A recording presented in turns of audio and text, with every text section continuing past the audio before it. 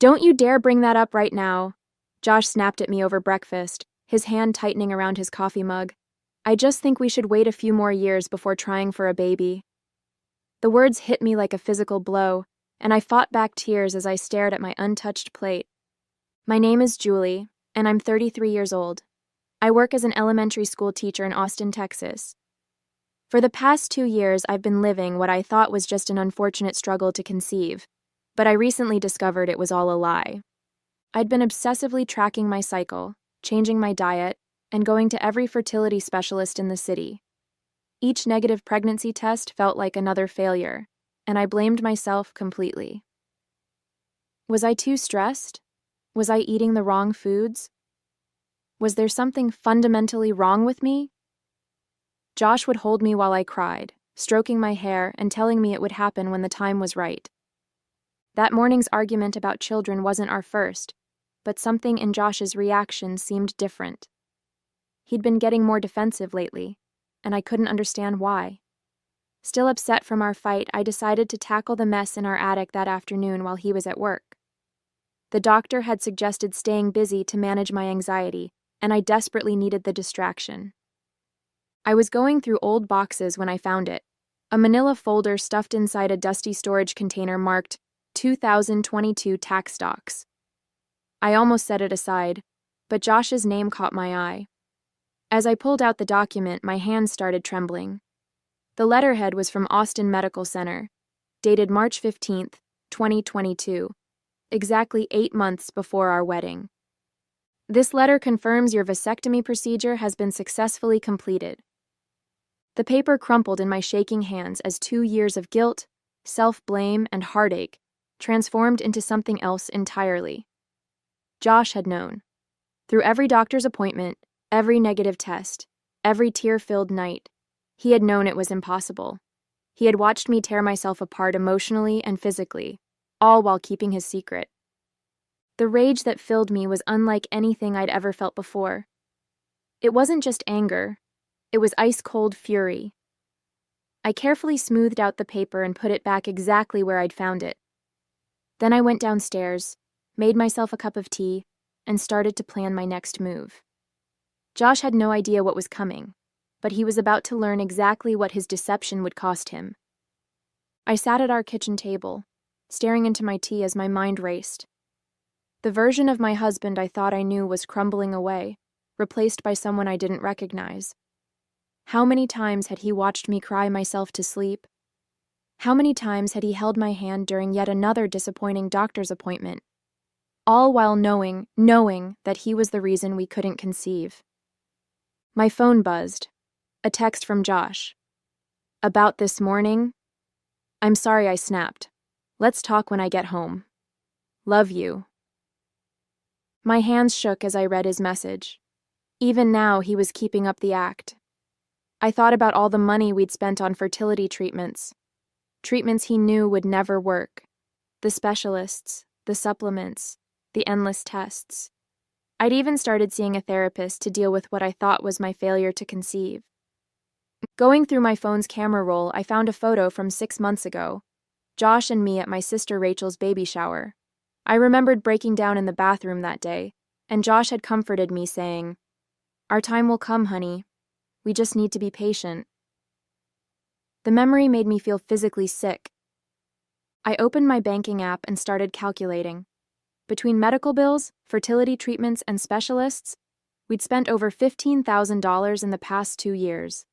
Money that could have gone toward a house down payment, or travel, or literally anything else. Instead, it had been wasted on a lie. But confronting him immediately would be a mistake. Josh was clever. He'd manipulated me for years, letting me believe I was the problem. If I showed my hand too soon, he'd find a way to twist this around. Maybe even make me doubt what I'd found. No, I needed to be smarter than that. I needed a plan. I pulled out my laptop and started researching divorce lawyers. Then I remembered Sarah, my college roommate who now worked as a financial advisor. She'd helped another friend through a messy divorce last year. I made a note to call her tomorrow. Josh's betrayal wasn't just about the vasectomy or the lies. It was about the years of watching me suffer, letting me blame myself, all while playing the role of the supportive husband. He'd stolen my time, my money, and my trust. But most importantly, he'd stolen my choice about my own future. Well, now I was taking that choice back. I heard Josh's car pull into the driveway around 6. Taking a deep breath, I rehearsed my composure one last time. I had already put away all evidence of my afternoon discovery, making sure everything in the attic was exactly as it had been. The house smelled like the cannelloni I'd thrown together, his favorite meal, though now the thought of cooking for him made my stomach turn. "Something smells amazing," he called out as he walked in, briefcase in hand. He came up behind me and tried to kiss my cheek, but I shifted away, pretending to need something from the cabinet. "About this morning," he started, his voice gentle. "I know you're frustrated. Maybe we could look into more natural fertility treatments. I've been reading about this holistic doctor." I almost laughed at the absurdity. Here he was, suggesting yet another dead-end treatment, knowing full well why nothing would work. Instead, I forced a smile. "Maybe you're right about waiting," I said, watching his reaction carefully. "We could take a break from trying."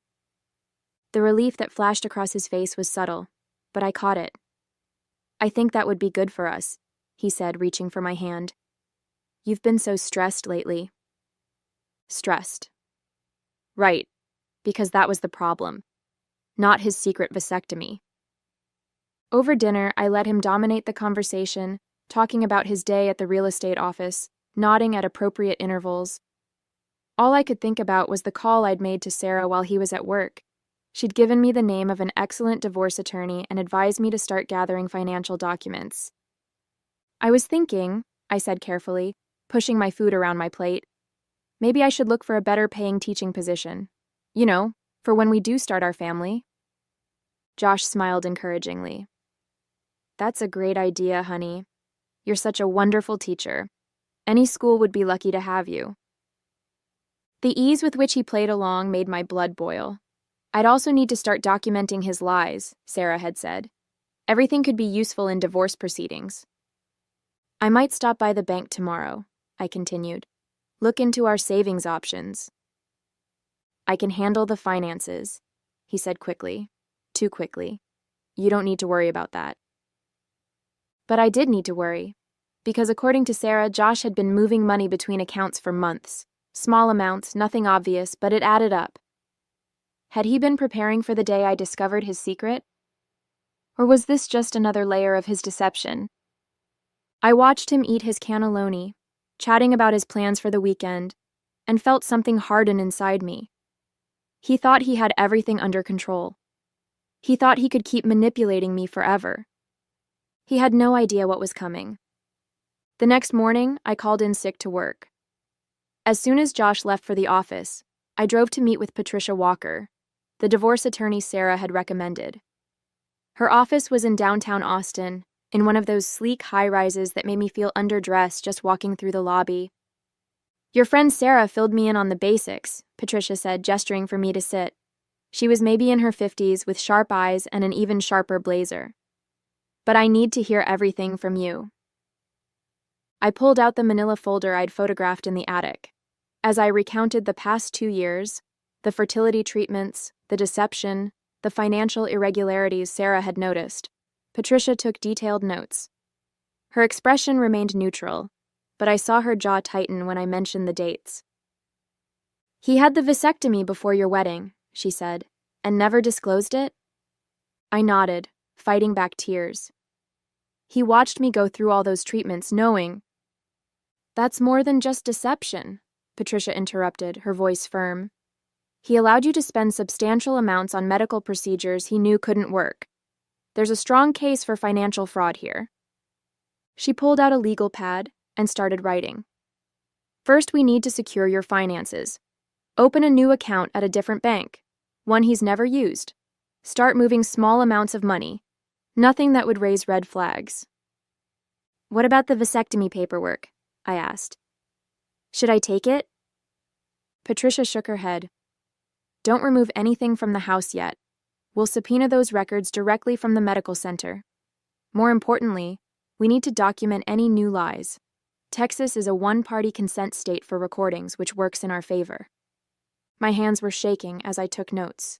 Everything felt surreal, like I was planning a military operation instead of dismantling my marriage.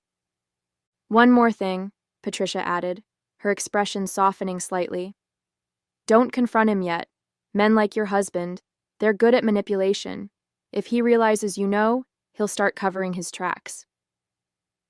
I left Patricia's office with a detailed action plan and a strange sense of calm. My first stop was the bank, where I opened a new account and applied for a credit card in just my name.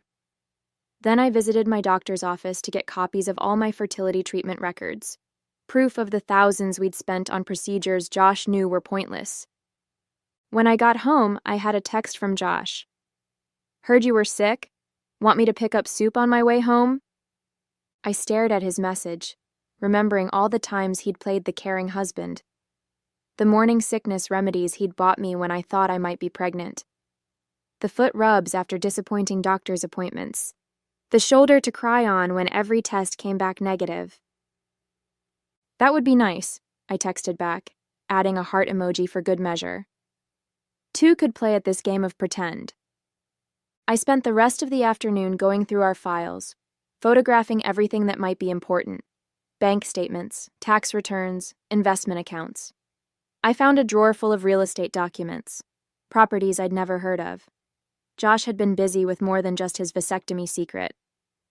Just wait, I whispered to myself, carefully replacing each file. Just wait.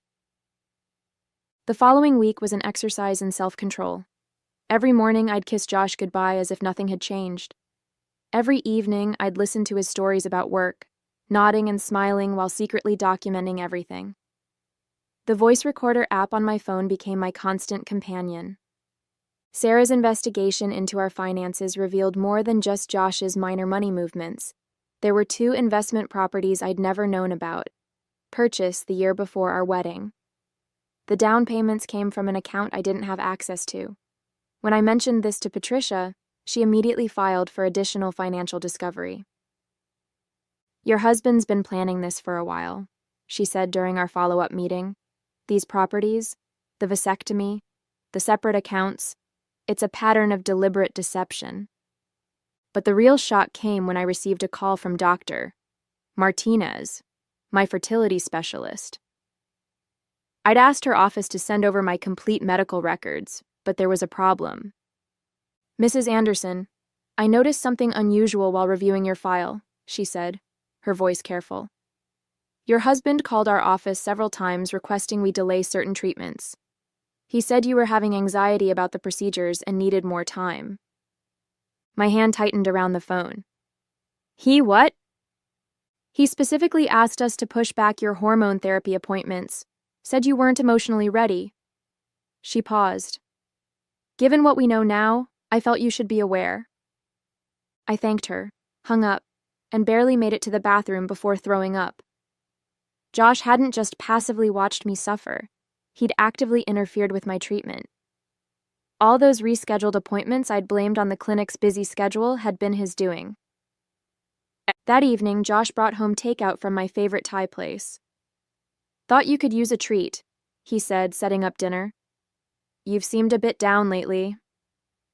I forced myself to smile, thinking of Dr. Martinez's revelation. Just tired from work, I replied, watching him serve the food. Actually, I've been thinking about taking a break from teaching. Maybe look into other opportunities. His head snapped up. What kind of opportunities? I don't know yet. Something different. I shrugged, noting how his shoulders tensed. Maybe real estate. You always make it sound so interesting. Teaching is your passion, he said quickly, and the stability is important for when we start our family. The casual way he said it, when we start our family, made my blood boil. But I kept my voice light. You're probably right. It was just a thought. Later, after Josh fell asleep, I slipped out of bed and checked his phone. Patricia had warned me not to do anything that could compromise our case, but I needed to know.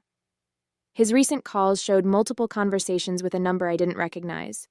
I wrote it down, then carefully replaced his phone. The next day, Sarah ran the number through her financial investigator contacts. It belonged to a divorce attorney in Houston. Josh had called them 6 times in the past month, so he was planning his own exit strategy.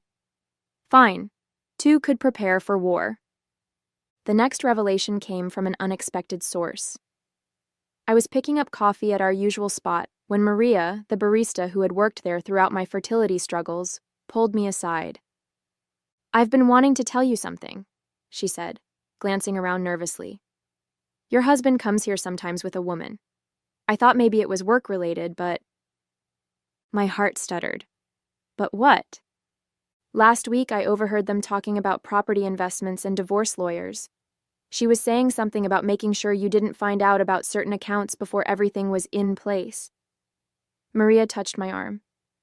"I know it's not my place, but after seeing you go through so much—" I thanked her and sat in my car, hands gripping the steering wheel.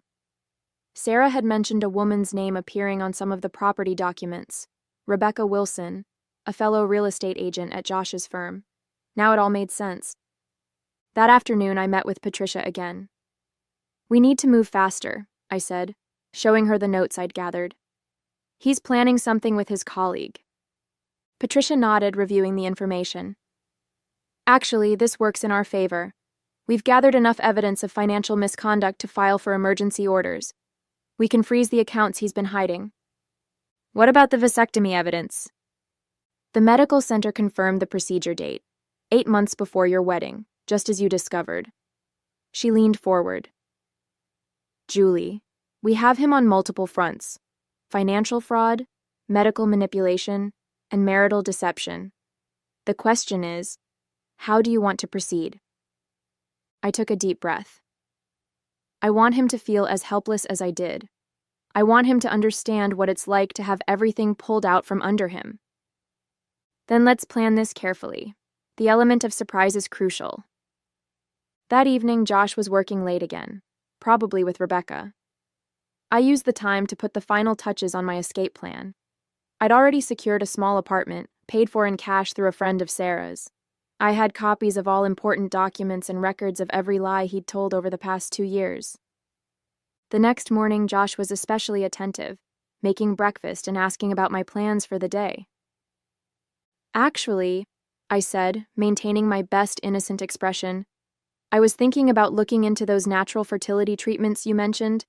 Maybe you could come with me to the consultation?"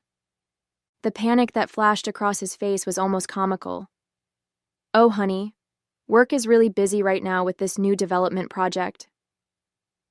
"The one with Rebecca Wilson?" I asked casually, watching him freeze. "You've been putting in a lot of hours on that." "It's a complicated deal," he said carefully. "Lots of moving parts." I bet there were. That night I lay awake beside him, listening to his steady breathing. Tomorrow all the pieces would be in place.